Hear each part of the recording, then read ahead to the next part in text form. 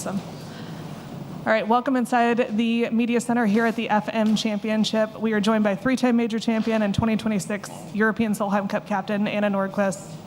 Anna, you had some big news drop this morning via video on your social media channels. Tell us why now felt like the time to make this decision for your professional career. Yeah, probably owe a few close to my people an apology for not giving them the heads up, but I felt like I needed to do something for myself, and I've had an incredible career.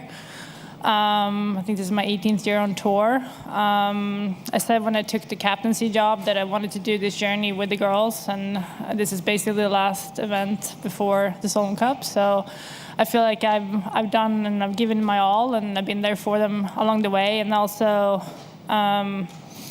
I feel like the last couple of years have been really hard for me. Trying to get my game back, and I always felt like I wanted to finish on my terms, and I've actually gotten that opportunity. And this year, I finally started feeling like myself again inside the ropes. And I wanted to finish my career at a note when I was enjoying the game, and I felt like I was in a good place on and off the course. So I'm 39, and I have dreams of one day having my own family. So I feel like there's a time and place for everything, but I'm quite content with what I've done and what I've accomplished, and it's time to go focus on my family and go focus on my health. What's the reaction been so far? I know you've been on the golf course all morning. Haven't really had time to maybe check your Instagram comments, but what's been the reaction from some of your fellow professionals so far?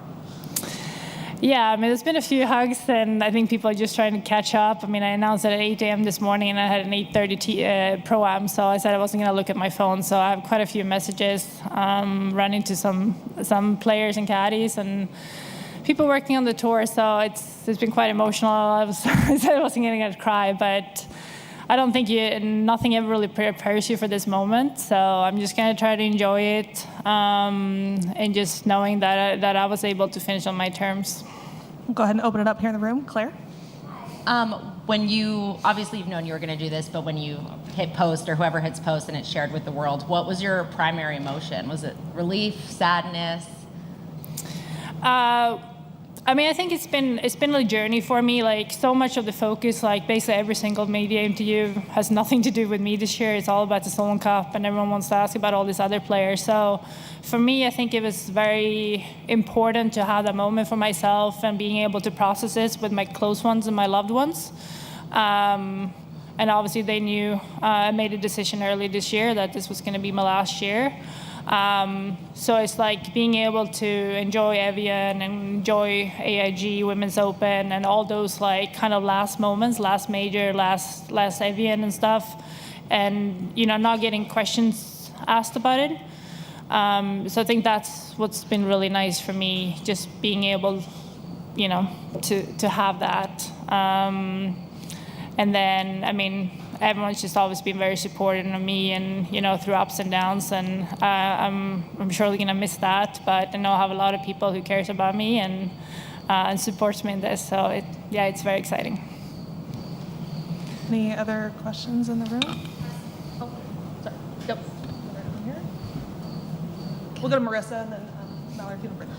Can you talk a little bit about what the game has given you? Obviously, that's a very loaded question, but just if you can think about some of the highlights and the memories. Yeah, so I think when I approached LPGA asking for help to kind of write that final piece that I did. I love journaling. I write a lot. So I think when I look back over the career, I literally I had the opportunity to come to Arizona State University 20 years ago. They saw something in me, gave me a full scholarship, and I'm trying not to cry here. Given the opportunity, because I had a dream. I had a lot of people doubt me and said I was never going to make it. But it's amazing what you can do if you not believe in yourself, but if you chase after something and you put in a lot of hard work. So I think with that opportunity to come into ASU and being surrounded by a lot of great people and, who's still in my corner, that's why I still live in Arizona, because I have their support. It's been a lot of ups and downs. For people starting out, I always say like it's not going to be as straight of a line. But I think that's why I appreciate, some of the girls that are still out here and really admire like seeing how they've gone through ups and downs and how they thrive after, going through some really, really tough times. Sometimes I wish maybe my road would have been a little bit easier than it's been, but ultimately, I feel like I have no regrets and, it challenged me many times, but, I kept standing up and I kept, trying to do my best. And at the end, like it led me to this moment and the life that I have today. And then that's I'm extremely grateful for. So it's not like I would take anything back. I'm just very grateful for all the people that I met along the way and, who enabled me to live my dream. And, it's been really cool to, call this my job because it doesn't feel like I worked a day in my life so far. One right over here. Now that the news is out, obviously, like you said, you had played through this season knowing these were the last and taking that privately. Is there any sense of relief going into this weekend? Are you happy that it's out now so you can hear from friends and acquaintances? Like, going into the golf this weekend? Do you think you'll play more freely because of it? Any change there? Yeah, because I think like when I thought about it, it's like, okay, well, how would I approach it? Like, and that's why I always felt like, okay, well, I don't want like a farewell tour or something like that. Like that's a moment for me and my loved ones. But I felt like this, like just announcing the week of, and I had a nightmare coming from Canada. I had a canceled flight and delayed flights, and I think it took me 22 hours to get from Canada to Boston. So there was one point on Monday I was sitting on the airport floor in Toronto crying because I was going to miss my retirement dinner on Monday night with my team. But commissioner let me skip the player meeting yesterday so I could, spend some time with them. But I don't know how it's going to hit me, but I'm just very grateful for what this game has given me. And I just had one more. You've obviously been around for so long. Can you pick one thing that's like the biggest change you've seen on the tour in women's golf in the last 20 years in your view? I think the biggest thing, like my rookie year, we had 22 events. We were going through the financial crisis, and there wasn't really a lot of tournaments. I didn't have my full tour card when I came out on tour, and kind of had to work my way on. But in order to, with Mike Kwan coming in, and I think I'm the only one probably left that's played under 4 different commissioners.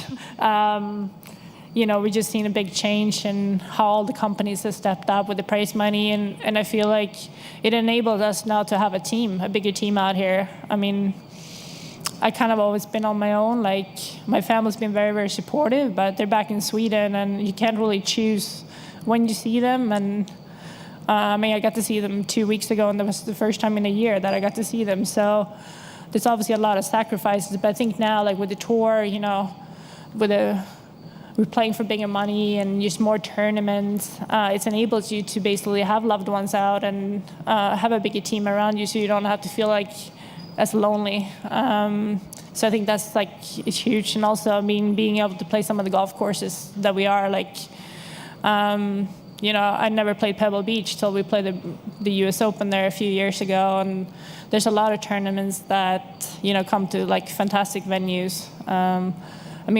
Getting to play Carnoustie obviously is going to be a lifelong memory for me, but I think it's just so important for us to show the world how great we are, and I'm excited for the Solon Cup obviously in 2 weeks because I think it's in such a central location in Europe, and I hope everyone is going to get to experience what I got to experience as a young girl going to Solon Cup in Barsebäck to 2003, and that's ultimately where my dream kind of started and triggered something in me, and here I am today. So yeah, it's amazing what you can do if you have a dream and you work hard.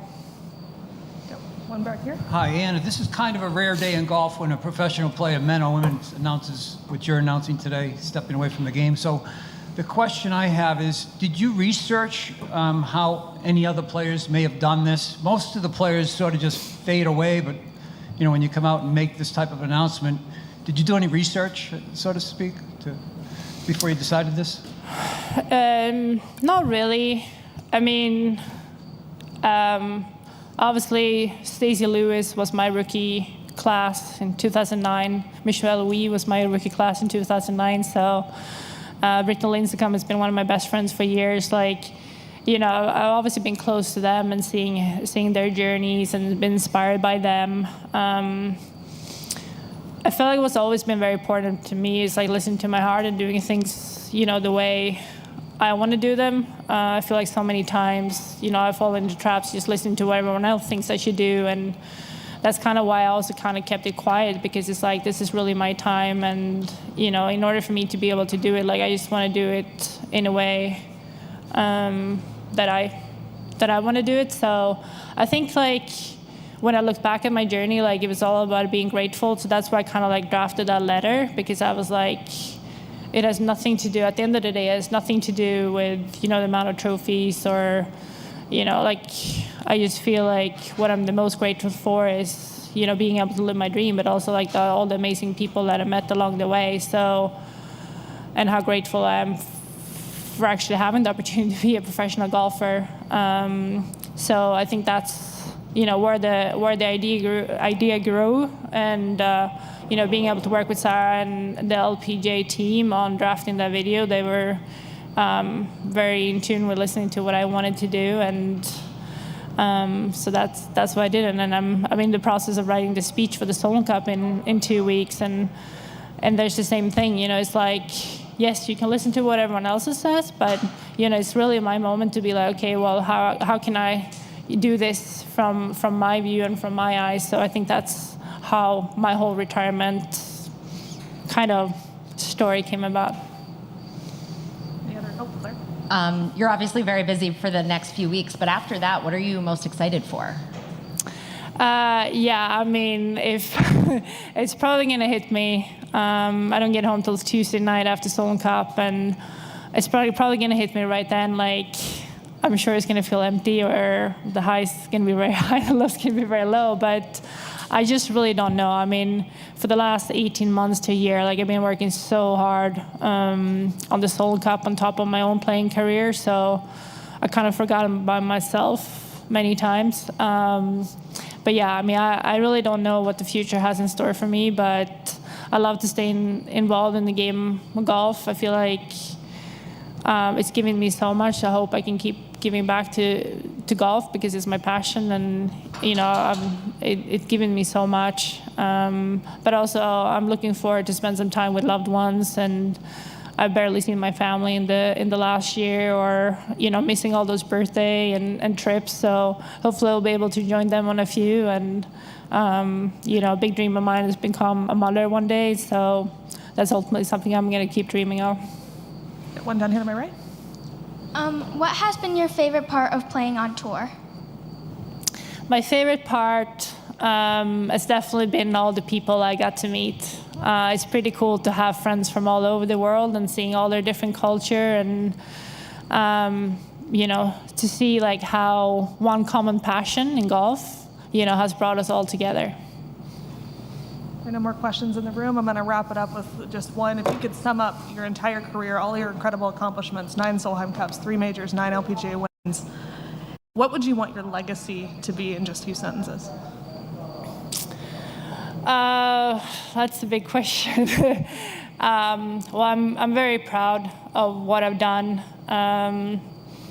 It's hard on tour. It's hard winning, but I dreamed of playing 1 Solon Cup, and I've gotten to play 9, and now I'm the captain, which is a once-in-a-lifetime experience, and probably the proudest moment of my career. But I think looking back, not having a straight road,